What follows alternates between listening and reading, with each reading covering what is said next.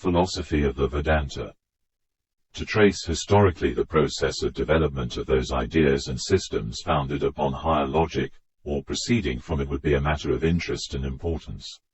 However, that would be difficult and almost impossible to accomplish because we lack definite knowledge of the time, origin, means of transmitting and sequence of ideas in ancient philosophical systems or religious teachings. There are innumerable guesses and speculations regarding the manner of this succession, and many of these guesses are accepted as unquestioned until newer ones appear that controvert them. The opinions of different investigators with regard to these questions are divergent, and the truth is often difficult to determine. It may be more accurate to say impossible, if conclusions had to be based upon material accessible to logical investigation. We cannot dwell upon the succession of ideas from an historical or any other perspective, however can outline at least some of the systems that refer to the world of noumena, citing examples of the movement of thought that has led to similar conclusions. The book, Theosophy, or Psychological Religion, written by Friedrich Max Müller, gives an interesting analysis of mystical religions and philosophical systems. He dwells much upon India and her teachings. Quote, "That which we can study nowhere but in India is the all-absorbing influence which religion and philosophy may exercise upon the human mind. As far as we can judge, a large class of people in India, not only the priestly class, but the nobility also, not men only but also women, never looked upon their life on earth as something real. What was real to them was the invisible, the life to come. What formed the theme of their conversations, what formed the subject of their meditations was the real, and that alone lent some kind of reality to this unreal phenomenal world. Whoever was supposed to have caught a new ray of truth was visited by young and old, was honored by princes and by kings, was looked upon indeed as holding a position far above that of kings and princes. This is the side of life in ancient India which deserves our study, because there has been nothing like it in the whole world, not even in Greece or in Palestine. I know quite well," says Müller, "that there never can be an entire nation of philosophers or metaphysical dreamers, and we must never forget that throughout history, it is the few, not the many, who impress their character upon a nation, and have the right to represent it as a whole. What do we know of Greece at the time of the Ionian and Eleatic philosophers, except the utterances of the 7 sages? What do we know of the Jews at the time of Moses, except the traditions preserved in the laws and the prophets? It is the prophets, the poets, the lawgivers and teachers, however small their number, who speak in the name of the people, and who alone stand out to represent the nondescript multitude behind them, to speak their thoughts and to express their sentiments. Real Indian philosophy, even in that embryonic form in which we find it in the Upanishads, stands completely by itself. And if we ask what was the highest purpose of the teachings of the Upanishads, we can state it in 3 words, as it has been stated by the greatest Vedanta teachers themselves, namely Tat Tvam Asi. This means, thou art that. That stands for that which is known to us under different names in different systems of ancient and modern philosophy. It is Zeus, or the Eis Theos, or Theon in Greece. It is what Plato meant by the eternal idea, what agnostics call the unknowable, or what I call the infinite in nature. This is what in India is called Brahman, the being behind all beings, the power that emits the universe, sustains it and then draws it back again to itself. The thou is what I call the infinite in man, the soul, the self, the being behind every human ego, free from all bodily fetters, free from passions, free from all attachments. Atman.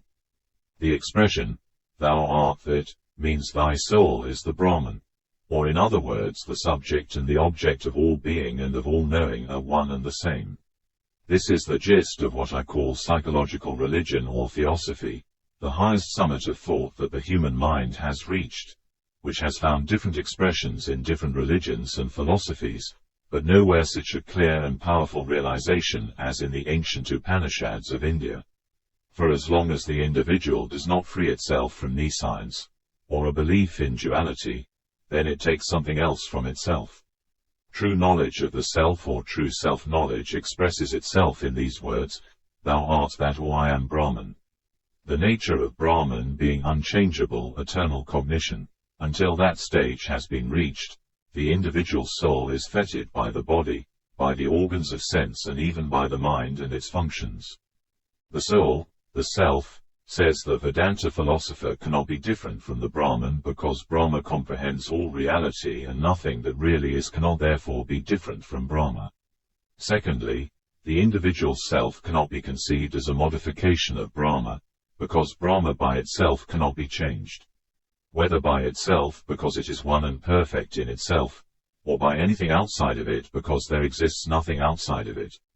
Here we see, says Muller, the Vedantist moving on exactly the same stratum of thought in which Eleatic philosophers moved in Greece. If there is one infinite, they said, then there cannot be another, for the other would limit the one and thus render it finite. So as applied to God, the Eleatics argued, if God is to be the mightiest and the best, then he must be one, for if there were two or more, he would not be the mightiest and the best. The Eleatics continued their monistic argument by showing that this one infinite being cannot be divided, so that anything could be called a portion of it, because there is no power that could separate anything from it. It cannot even have parts, for as long as it has no beginning and no end, it can have no parts, for a part has a beginning and an end. These Eleatic ideas, namely that there is and there can be only one absolute being, infinite, unchangeable, without a second, without parts and passions, are the same ideas which underlie the Upanishads and have been fully worked out in the Vedanta Sutras. In most religions of the ancient world, says Muller, the relation between the soul and God has been represented as a return of the soul to God. A yearning for God, a kind of divine homesickness, finds expression in most religions, but the road that is to lead us home and the reception which the soul may expect in the Father's house have been represented in different ways in different religions. According to some religious teachers, a return of the soul to God is possible after death only. According to other religious teachers, the final beatitude of the soul can be achieved in this life. That beatitude requires knowledge only, knowledge of the necessary unity of what is divine in man with what is divine in God. The Brahmins call it self-knowledge, that is to say, the knowledge that our true self, if it is anything, can only be that self which is all in all, and besides which there is nothing else. Sometimes this concept of the intimate relation between the human and the divine natures comes suddenly, as the result of an unexpected intuition or self-recollection. Sometimes, however, it seems as if the force of logic had driven the human mind to the same result. If God had once been recognized as the infinite in nature and the soul as the infinite in man, then it seemed to follow that there could not be two infinites. The Eleatics had clearly passed through a similar phase of thought in their own philosophy. If there is an infinite, they said, then it is one, for if there were two, then they could not be infinite, but would be finite one towards the other. But that which exists is infinite, and there cannot be more such. Therefore that which exists is one. Nothing can be more definite than this Eleatic monism, and with it the admission of a soul, the infinite in man as different from God, the infinite in nature, would have been inconceivable. In India it was so expressed that Brahman and Atman, the spirit, were in their nature one. The early Christians also, at least those who had been brought up in the school of Neo-Platonist philosophy, had a clear perception that if the soul is infinite and immortal in its nature, then it cannot be anything beside God, but it must be of God and in God. St. Paul gave but his own bold expression to the same faith or knowledge, when he uttered the words which have startled so many theologians, "In him we live and move and have our being." If anyone else had uttered these words, then they would have at once been condemned as pantheism. No doubt they are pantheism, and yet they express the very keynote of Christianity. The divine sonship of man is only a metaphorical expression, however it was meant originally to embody the same idea. And when the question was asked how the consciousness of this divine sonship could ever have been lost, the answer given by Christianity was, through sin. The answer given in the Upanishads was by avidya, by any science. This marks the similarity, and at the same time the characteristic difference between these two religions. The question as to how any science laid hold of the human soul, and made it imagine that it could live, move or have its true being anywhere but in Brahman, remains as unanswerable in Hindu philosophy as in Christianity the question of how sin first came into the world. Both philosophies, that of the East and that of the West, says Muller, start from a common point, namely from the conviction that our ordinary knowledge is uncertain, if not altogether wrong. This revolt of the human mind against itself is the first step in all philosophy. In our own philosophical language we may put the question thus: how did the real become phenomenal, and how can the phenomenal become real again? Or in other words, how was the infinite changed into the finite, how was the eternal changed into the temporal, or how can the temporal regain its eternal nature? To put it into more familiar language, how was the world created and how can it be uncreated again? Nescience or avidya is regarded as the cause of the phenomenal semblance. In the Upanishads, the meaning of Brahma changes. Sometimes it is almost an objective God, existing separately from the world. But then we see Brahma as the essence of all things, and the soul, knowing that it is no longer separated from the essence, learns the highest lesson of the whole Vedanta doctrine, tat tvam asi, thou art that. Which is to say, thou, who for a time did seem to be something by itself, art that. Art really nothing apart from the divine essence. To know Brahma is to be Brahman, almost in the same words as the Eleatic philosophers and the German mystics of the 14th century. The Vedantists argue that it would be self-contradictory to admit that there could be anything besides the infinite or Brahma, which is all in all, that therefore the soul also cannot be anything different from it, can never claim a separate and independent existence. Brahma has to be conceived as perfect and therefore unchangeable. The soul cannot be conceived as a real modification or deterioration of Brahma. As Brahma has neither beginning nor end, neither can it have any parts. Therefore the soul cannot be a part of Brahma, but the whole of Brahma must be present in every individual soul. This is the same as the teaching of Plotinus, who held with equal consistency that the true being is totally present in every part of the universe. Vedanta philosophy rests upon the foundational thesis that the soul or the absolute being or Brahman are one in their essence. The fundamental principle of Vedanta philosophy is that in reality there exists and there can exist nothing but Brahma, that Brahma is everything. Idealistic philosophy has swept away this world-old prejudice more thoroughly in India than anywhere else. The nescience which creates the separation between the individual soul and Brahma can be removed by science or knowledge only. And this knowledge or vidya is imparted by the Vedanta, which shows that all our ordinary knowledge is simply the result of ignorance or nescience. It is uncertain, deceitful and perishable, or as we should say, is phenomenal, relative and conditioned. The true knowledge or complete insight cannot be gained through sensuous perception or by inference. According to the orthodox Vedantist, Shruti alone, or what is called revelation, can impart that knowledge and remove the nescience which is innate in human nature. Of the higher Brahman nothing can be predicated but that it is, and that through our nescience, it appears to be this or that. When a great Indian sage was asked to describe Brahma, he was simply silent. That was his answer. When it is said that Brahma is, that means at the same time that Brahma is not. That is to say that Brahma is nothing of what is supposed to exist in our sensuous perceptions. Whatever we may think of this philosophy, we cannot deny its metaphysical boldness and its logical consistency. If Brahma is all in all, the one without a second, then nothing can be said to exist that is not Brahma.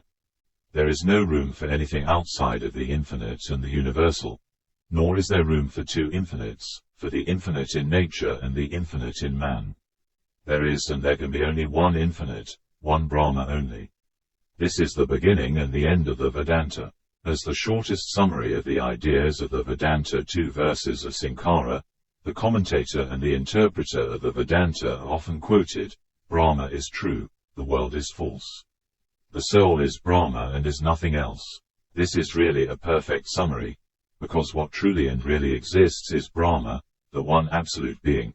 The world is false, or rather it is not what it seems to be, that is everything which is present to us by means of sense is phenomenal and relative, and can be nothing else.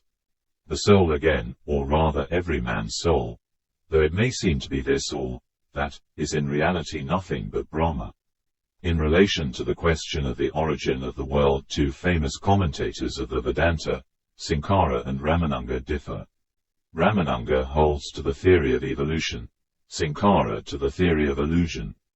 It is important to observe that the Vedantist does not go so far as certain Buddhist philosophers, who look upon the phenomenal world as simply nothing.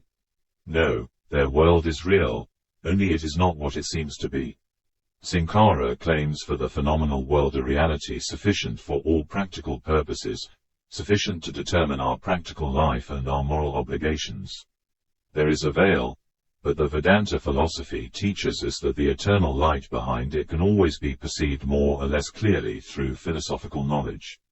It can be perceived because in reality, it is always there. It may seem strange to find the results of the philosophy of Kant and his followers thus anticipated under varying expressions in the Upanishads and in the Vedanta philosophy of ancient India. End quote. In the chapters on Logos and Christian Theosophy, Friedrich Max Müller says that religion is the bridge between the visible and the invisible, between finite and infinite. It may be truly said that the founders of the religions of the world have all been bridge builders. As soon as the existence of a beyond, of a heaven above the earth, of powers above us and beneath us have been recognized, then a great gulf seemed to be fixed. Among contemporary thinkers, the noted psychologist Professor William James approached nearer than all others to the ideas of Friedrich Max Müller's theosophy. In the last chapters of his book, The Varieties of Religious Experience, Professor James says, quote, "The warring gods and formulas of various religions do indeed cancel each other, but there is a certain uniform deliverance in which religions all appear to meet. This is the liberation of the soul. Man becomes conscious that if his higher part is conterminous and continuous with a more of the same quality, which is operative in the universe outside of him, which he can keep in working touch with, and in a fashion get on board of, then he can save himself when all his lower being has gone to pieces in the wreck. What is the objective truth or content of religious experiences? Is such a more merely our own notion, or does it really exist? If so, then in what shape does it exist? And in what form should we conceive of that union with it of which religious geniuses are so convinced? It is in answering these questions that the various theologies perform their theoretic work, and that their divergence most comes to light. They all agree that the more really exists, though some of them hold it to exist in the shape of a personal god or gods, while others are satisfied to conceive it as a stream of ideal tendency. It is when they treat the experience of a union with it that their speculative differences appear most clearly. Over this point, pantheism and theism, nature and second birth, works, grace and karma, immortality and reincarnation, rationalism and mysticism carry on inveterate disputes. At the end of my lecture on philosophy, I held out the notion that an impartial science of religions might sift out from the midst of their discrepancies a common body of doctrine which she might also formulate on terms to which physical science need not object. This, I said, she might adopt as her own reconciling hypothesis and recommend it for general belief. Let me then propose as an hypothesis that whatever it may be on its farther side, the more with which in religious experience we feel ourselves connected is on its hither side of the subconscious a continuation of our conscious life. The conscious person is continuous with a wider self. The further limits of our being plunge, it seems to me, into an altogether other dimension of existence from the sensible and merely understandable world. Name it the mystical region, or the supernatural region. We belong to it in a more intimate sense than that in which we belong to the visible world, for we belong in the most intimate sense wherever our ideals belong. The communion with this invisible world is a real process with real results. Personal religious experience has its roots and center in the mystical states of consciousness. End quote. Yet what then is mysticism? Returning to the terminology established in the foregoing chapters, we may say that mystical states of consciousness are closely bound up with knowledge received under conditions of expanded receptivity. Until quite recently, psychology did not recognize the reality of the mystical experience and regarded all mystical states as pathological ones, unhealthy conditions of the normal consciousness. So that even now, Many positivist psychologists hold to this opinion, embracing in one common classification real mystic states, pseudo-mystical perversions of the usual state, purely psychopathic states, and more or less conscious deceit. This, of course, can be of no assistance to a correct understanding of the question. So before going further, let us establish certain criteria for the identification of real mystical states. Professor James enumerates the following: ineffability, noetic quality, transiency and passivity. But some of these characteristics belong also to simple emotional states, and he fails to define exactly how mystical states can be distinguished from emotional ones of analogous character.